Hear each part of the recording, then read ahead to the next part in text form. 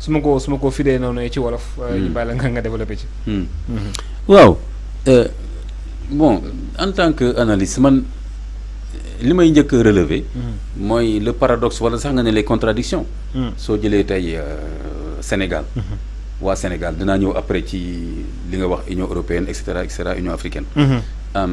li ma tuddee ay contradictions mooy fan yi rek seetlu nga. ñi ngi jooytu naan amatuñ une présence internationale. waay amatuñ une présence diplomatique active. léegi en même temps aussi ñi ngi commencé jam une éventuelle candidature d'un Sénégalais muy l'ex-président Macky Sall il faut ñu xam lu ñu bëgg foog ñu xam lu ñu bëgg donc ma joxe Mimi Touré boo xoolee tey contradiction yi la classe politique Mimi Touré Macky Sall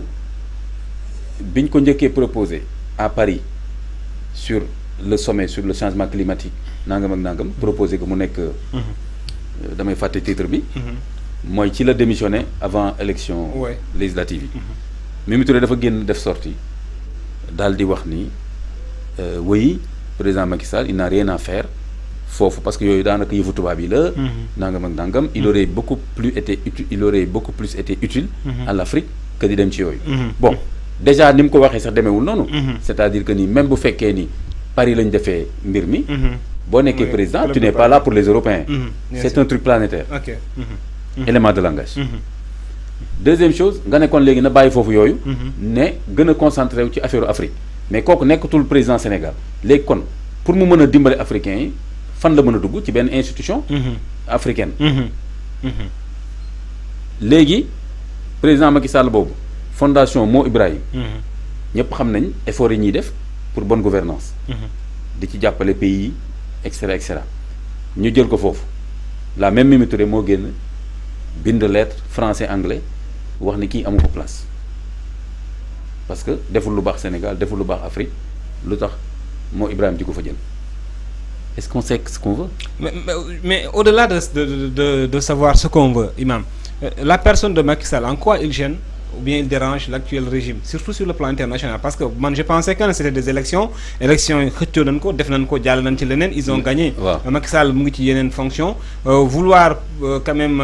di ko traquer jusqu'au plan international peut-être que il parle aussi que haute cour de justice mën na kaa woo pour ñu juger ko bon est-ce que ça aussi ça vaudrait la peine voilà par rapport ak chasse aux sorcières ça va dans tous les sens mais mooy li ma wax il y a des contradictions il y a des paradoxes il y a des contresens ça va dans tous les sens donc bon xam nga li ma la wax noonu xam nga dama jël exemple Mimi Touré rek pour wax la ni quand même c'est un des ténors de la classe politique bu mu nee def yooyu contradiction bu mu dem fële France na ñëw liggéeyal Afrique waaye itam Afrique bu ñu ko fi jël fenn kon fu muy liggéey donc pour wan na ni kon loolu dafay révéler ay problèmes beaucoup plus crypto-personnels qu'autre chose ah oui maintenant comme li nga wax loolu laa d'accord mooy que ni Macky Sall en tant que président du Sénégal Sénégalais yi sanctionné nañ ko ci élection yi waaw léegi sanctionné waat encore sax partem wala coalition am ci législative yi joxuñ leen député yu bari maintenant léegi kon di ko jéem a pourchasser nii fu ñu dégg turam nangam et cetera man je pense que lu doy waar la loo xam ni à long terme je ne pense pas que en tout cas le pouvoir actuel am na intérêt di continuer lu mel noonu. mais parce qu'ils se disent aussi que ni il serait le responsable de toute cette tuerie là qui a eu lieu au Sénégal loolu lañ koy. loolu mën na nekk seen xalaat. carnage financier yi ñu koy tuumaal et tout. bon loolu ñoom mën na doon seen xalaat. mais ñun en tant que analyste dañuy wax ne dëkk du doxee noonu. c'est-à-dire bu fekkee ni ñoom ñoo xalaat loolu politiquement. seen point de vue la mais kan mooy taxaw wax ne Macky Sall moo def lii nañ ko juger wala buñ ko juger nañ ko yóbbu haute cour wala duñ ko yóbbu haute cour loolu mënta nekk décision wu benn parti politique parmi d'autres partis politiques même si vous êtes au pouvoir. mënta nekk également une volonté populaire d'un mouvance d'un parti politique bien sûr. non dafay dépendre ci un président nu mu doon exercer lan la loi bi prévoir ci wàll boobu su fekkee dañ ko war a poursuivre bu loolu amee aussi procédure yi ñu koy poursuivre yooyu yëpp tam du dépendre ci maire bu ñu ko mere wala benn parti bu ko bëgg a faagaagal wala déet mais dafa laaj ay étapes ak ay procédures yoo xam ni foofu lay jaar. accusé yi nga koy accusé tamit yow ça n'engage que toi. tey jii par exemple Pastef bu ñu jàppee ni Macky Sall moo rey ñi fi dee woon ñëpp moo lii ñi mu tëjoon ñëpp teg ko ci yoon et cetera loolu point de vue Pastef la en tant que parti ça n'engage pas tout le Sénégal. Ça n'engage pas les institutions judiciaires et cetera et cetera. Donc loolu Pastef bu leen neexee ñu def seen campagne internationale contre la personne du président Macky Sall parce que nekkoon na fi président et cetera mais c'est pas évident que ça passera d'ailleurs loolu même Sénégal rek ça ne passe pas forcément waxatuma la sur le plan international maintenant ça peut encore moins passer encore parce que en tant que président Macky Sall ni mu nekkoon président li mu doon doxal sur le plan international mën na am yeneen partenaires u Sénégal ñoom xoolee wuñ ko boobu bët et que ñooñu en même temps aussi li xewoon Sénégal ba am fi ay morts et tout ñoom ils sont pas forcément embarqués par Pastef moom ni mu bëggee chargé Macky Sall ci loolu. kooku lenn la. leneen li mooy man en tant qu'analyste ce qui est sûr c'est que yi fi xewoon noonu fan yëpp c'est que les responsabilités sont partagées. Ah ouais. De part et d'autre. De part et d'autre. yeewuñu rek nit ñi di dee nii. ñi nekkoon ci opposition bi ak ñi nekkoon ci nguur gi yëpp donc il y a des responsabilités qui doivent quand même situer pour ñu xam ne xewoon. Voilà te loolu situé guñ ko après nga bëgg. Est-ce que l'État du Sénégal a l'obligation, bon je sais pas, c'est une obligation aujourd'hui de défendre la candidature de Macky Sall, ce serait un peu contradictoire également ci seen démarche vu ni ñu ko chargé nii. Ah mais ñoom dañoo bëri ay contradiction de donc. Voilà bon nu mu tuddati ni ñu ko chargé nii mais écoute lu ñu chargé Hott jàppale nañ ko. Amadou Hott qui a été ministre des Finances. Oui temps jàppale nañ ko. même fekkee ni jàllul. beneen dogguma la c'est-à-dire que contradiction yi dafa commencé di ñëw sama xel parce que Amadou Hott quand même était ministre des Finances te itam ñoom nee nañu les chiffres du Sénégal ont été falsifiés. Donc du temps de Macky Sall et c'est-à-dire que ministre des Finances c'est quand même un facteur clé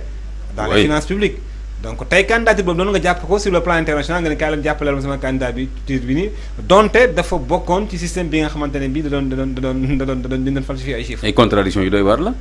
est-ce que ñoom sax peut-être quelque part mën na am na pays yoo xam ne dañ naan comme Amadou Hott bi ci gouvernement bi falsifier chiffres selon ñii fi nekk la bokkoon kii jarul jox baat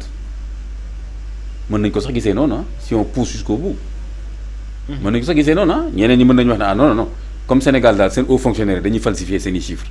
kon kii on va pas lui donner la baat parce que quand même baat c'est très sérieux donc moo tax wax yooyu. il faut faire très attention il faut être très responsable justement sur le plan diplomatique. international am na loo xam ne mën nga ko wax ci benn ruq fii.